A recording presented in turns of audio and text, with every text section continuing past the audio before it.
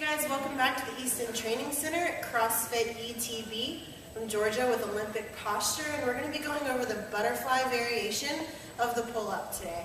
So this is the butterfly pull-up. This is what it looks like.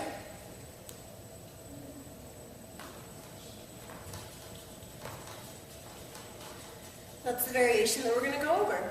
So that's the finished product, but we need to make sure that when we're teaching our athletes, we get them there in a safe progression.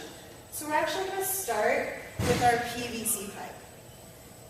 So I'm going to have my athletes take their PVC pipe, and I'm going to have them hold it 2 inches wider than their regular pull-up position. So if I know that they hang from the bar in a nice narrow grip, I'm going to have them take it about 2 inches wider. Okay? So this is going to be my setup. I'm going to ask the athletes to take the bar slightly away from the face, come around until it reaches almost the chin, pull the bar back towards the face, extend the face through so the bar goes back and behind the head, find the lockout, and repeat. So the bar is going to circle away from the face. When it reaches the chin level, the bar is going to come towards the face. The head is going to come all the way through, and we're going to rotate through. Once you see that that's a safe position for the shoulders, you're going to actually start to add a little bit more of a body roll as you come through so that they can mimic what it's going to feel like having the bar, coming up to the bar with their head away from the position. Alright, so that's going to be step 1. Slightly wider than our regular pull-up grip, away from the face, towards the chin, head comes through, bar goes back and behind. Have the athlete do this enough times that you can make sure that their shoulder mobility is appropriate to move on to step 2. Step 2, you're going to have them approach the bar in that nice wide grip, and for now our thumbs are going to be wrapped under instead of on top. Just for safety, their choice once they get going. So now we have them standing or hanging from the bar just like they were holding their PVC pipe. I'm going to have them mimic a smaller circle.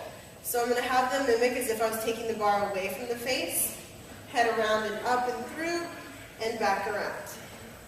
So I'm going to have them control the shoulders in a smaller movement, just like we did with the PVC pipe. Alright, so it's a very small movement, but I'm moving the bar just in the same circular motion that I was moving the PVC pipe. Once we see that they have the shoulder control to do that, we can start adding in a little bit of the feet. So notice the hips and the legs haven't done anything.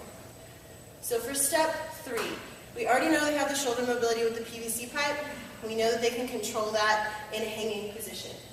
Have them hanging, and I'm going to have them start with the shoulder roll as if they were going to take the head or the PVC pipe down and the head back. So they're going to take the head back and roll around once, and as they start to come forward, they're going to pick the feet up. So it's going to look like a roll, feet, roll, feet, roll, feet. So what we're looking for is a movement of the shoulders that's twice as slow as the feet. In other words, the feet have to get back to the position, have to recock to that upwards position twice as fast as the arms.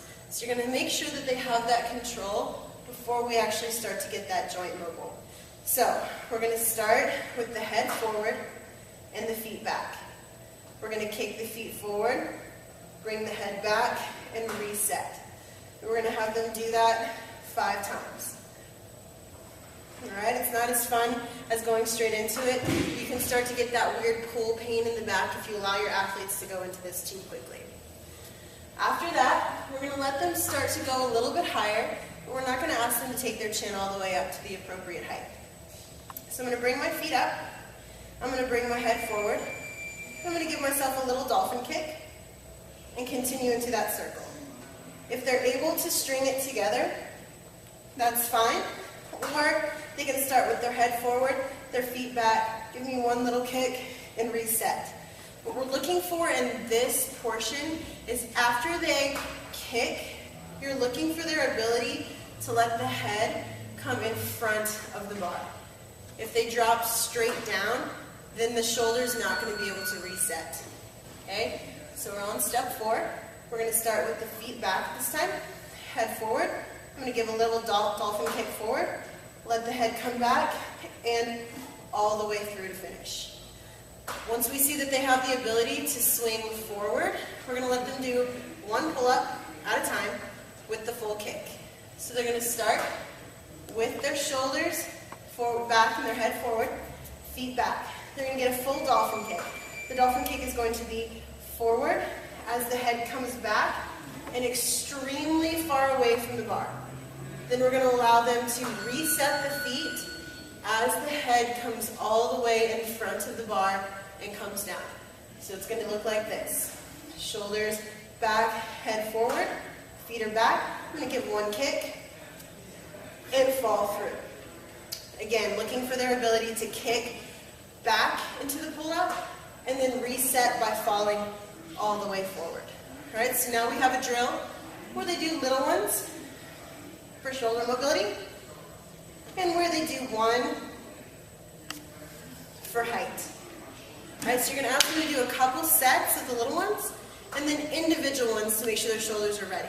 Once you start to see that the two are coming together, meaning that the little sets are getting a little bit higher and that the singles are extremely far in front of the bar, then you're going to ask them to try to get height on multiple ones. All right, guys, that's the butterfly pull-up. That's what it looks like. Thanks for joining us today.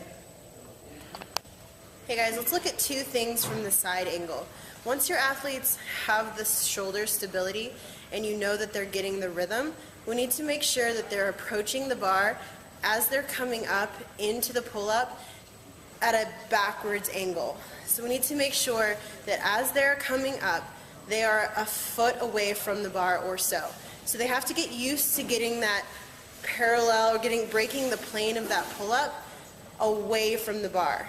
Because as they're coming forward, we need to make sure that they're coming extremely far forward in front of the bar. So on the way up, their head is going backwards behind the bar. As they're coming down, it's floating extremely far forward.